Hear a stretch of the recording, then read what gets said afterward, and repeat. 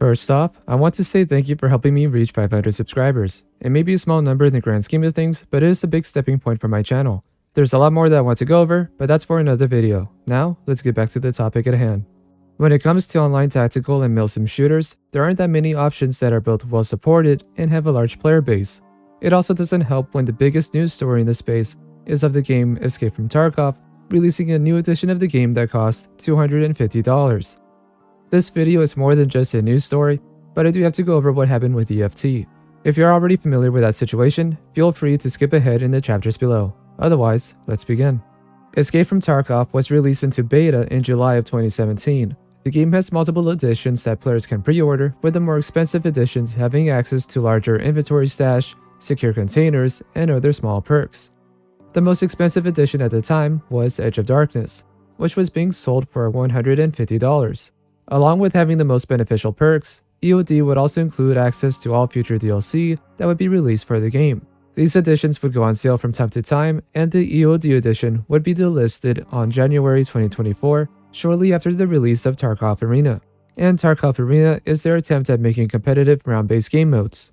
On April 25th, BSG would announce a new edition called the Unheard Edition, which is a fitting name as what the edition included during its first announcement is unheard of. Not only did it feature perks that were better than EOD, but also was promised exclusive access to a PvE mode, all quests being available from the start, the account being immune to all future wipes, AI scavs would be less aggressive, a beacon that allows teammates to enter mid-raid to help you out, and other features that are considered to be pay to win or overpowered compared to the previous editions. At first, these features would not be available for EOD owners. On top of this, EOD was originally excluded from the PvE mode as BSG attempted to redefine the term DLC. This update led to backlash from the community, and over the next few weeks, changes were made to the Unheard edition and allowed EOD owners access to PvE. Keep in mind, all this is happening while the game is still considered to be in beta since 2017. Since the announcement of the Unheard edition, BSG has been listening closely to the player feedback by adjusting what features would be in the Unheard and EOD editions, to try and rebuild trust with the community, and hopefully to make the game better overall. This situation with EFT is just one of many reasons why it's been difficult to support or stick to just one or two realistic shooters. Every game will have its own set of issues, and none of them will be perfect.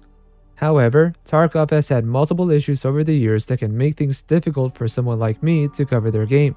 The studio had almost erased the YouTube channel Erotic by flooding it with copyright claims a few years back, and more recently, they would copyright strike channels that covered single-player conversion mods for the game, and I think we know why.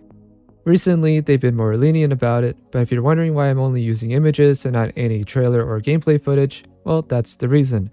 I don't believe my video would have been taken down, but I've already recently gone through a similar situation, and I don't want to go through that again, if I can avoid it. And on that note, if you are enjoying this video so far, please give this video a like and consider subscribing to see more videos more often. Unfortunately, if you were looking for an online Tarkov alternative, there are only two on the market right now, that being Gray Zone Warfare and Arena Breakout Infinite. We could also give an honorable mention to Call of Duty's DMZ mode, but that mode is missing a lot of gameplay features that you would find in Tarkov. Gray Zone Warfare isn't exactly a true alternative either, as it is more focused on the PvE side of the gameplay and completing quests for the game's storyline. Arena Breakout, on the other hand, is a lot closer to what Tarkov offers. So much so that Battlestate Games has been hinting that some assets were stolen from their game and are being used in Arena Breakout. That story is still unraveling at this time, so I don't have much to say about it right now. One thing to make note of is that both Gray Zone and Arena Breakout are being developed by studios that are known for making mobile games. That's not to take anything away from these developers, as Gray Zone is being built off of the Unreal 5 engine and it is a premium game, meaning there are no microtransactions. Arena Breakout, on the other hand, is going free to play and will have microtransactions. I'm not doubting the skills these developers have, but I do feel it's important to note that no other major extraction shooters have come to market from a large studio or publisher. We are planning to get one from Bungie called Marathon sometime soon.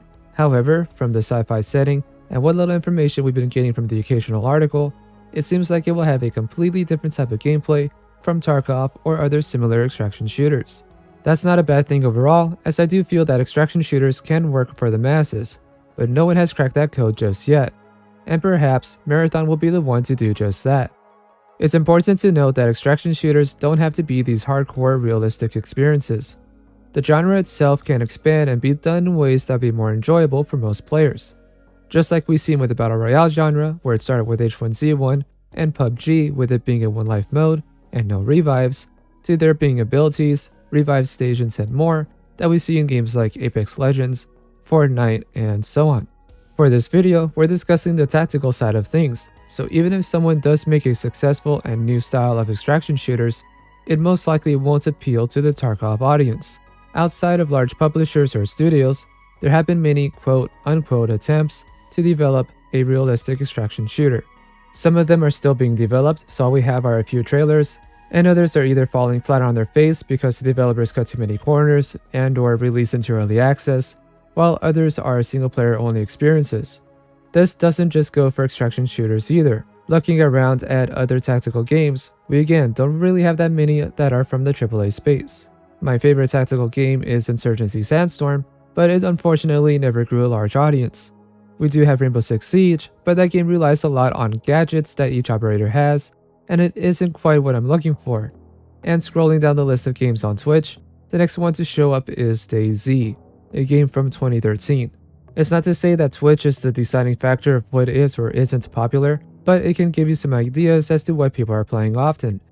There are a good selection of indie games that work well, but lack the amount of content and support we see in popular AAA games. We're even at the point where publishers are trying to turn single-player games into a live service experience and include battle passes. I don't fully agree with that, but it's just to show that some single-player games are getting more resources thrown into them post-launch. While we do have some variety, these tactical games are very different from one to the next, and it isn't always going to bring in the same audience. So, what kind of tactical game could bring in a large audience? For that, I want to focus on a certain game and explain a few things it does and doesn't do that could make it shine. And funny enough, it is a AAA game. Well, depending on who you talk to, they may even try to say quadruple A.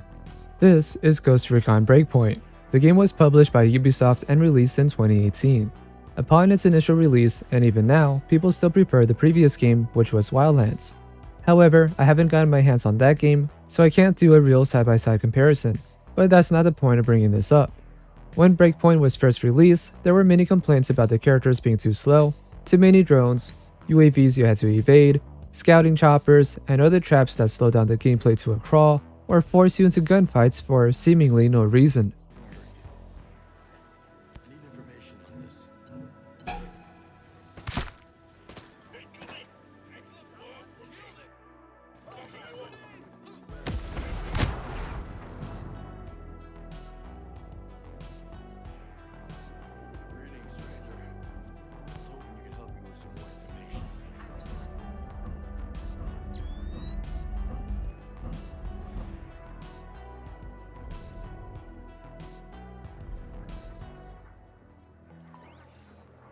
The game also launched with a leveling system, so higher level enemies would take more shots to kill, regardless of what helmet or body armor they were wearing, and it was too gamified for what the original fans of Ghost Recon would want. So that's what the game got wrong, but what did they do right?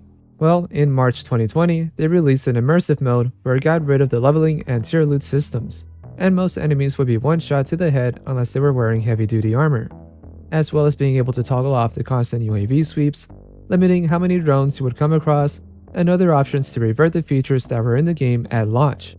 While all that was great and it allowed me to enjoy most of the game, it still doesn't fix the missions where you have to go against high-powered and armored drones in an almost Far Cry-like situation.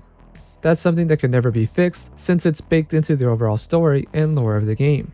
However, the developers weren't too far off with their fixes. Let's discuss what else would have been a nice addition to the game while keeping the setting realistic, and that comes down to different armor types. In Breakpoint, all the armor is purely cosmetic in immersive mode. If they had different tiers or types of armor, it can make it more difficult to get a one-shot headshot on some enemies, and different body armor can make it more difficult to penetrate and get a quick kill. You would also have to think twice about the weapons you take with you to make sure that you have ammo that's actually powerful enough to defeat the enemies you come across. This would enforce the stealth part of Ghost Recon that the franchise is known for. Going into a straight-up gunfight wouldn't be as easy as it is now. We could also go a step further and introduce different ammo types, some that could be better against body armor or helmets and so on. I understand why the developers didn't add these systems, as it would take a lot of time to make it happen, but this all falls into what developers could do to make this kind of game appeal to the tactical audience while not overwhelming everyone else. And more importantly, it's what I feel a large budget tactical game could do to bring in both the casual and hardcore sides of the community, having options to play a side of the game that is more arcadey and accessible, while having another portion of the game that is geared towards the tactical community that is tailor-made, and not like what was done in Ghost Recon, where it was just shoehorned in because there was too much backlash from the community. I do think this is where gaming in general is going, where we get one overall advertised experience, but the game would have the tools and separate modes to allow players to craft their own rule sets that are a little more complex than simply toggling a few settings on or off. Maybe we're not quite there yet, but it would be a great gateway to these more hardcore experiences if they could be tacked on to already established games and properly supported by the developers. Sure, we can turn on hardcore mode in Call of Duty, but all that does is make most weapons kill in 1 or 2 shots, and since COD doesn't care about the caliber of the bullet, you end up with these bizarre balancing issues where a 9mm pistol is dealing more damage per shot than a 5.56 rifle.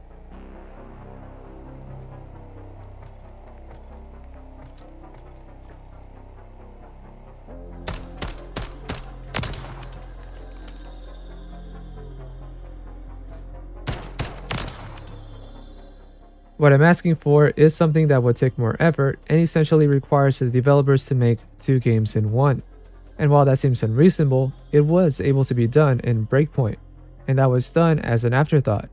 Imagine if the developers were given an extra 6 months or a year to add these other features that could change how the game is played. The best part is, no additional art would have to be made, just simply changing up some values in the backend to better reflect a more grounded experience. But who knows? Maybe I'm wrong about all of this. Let me know what you think about the current state of tactical games, and what do you think could be done to make it more popular. Until then, I am Mr. Rain, and I'll see you next time.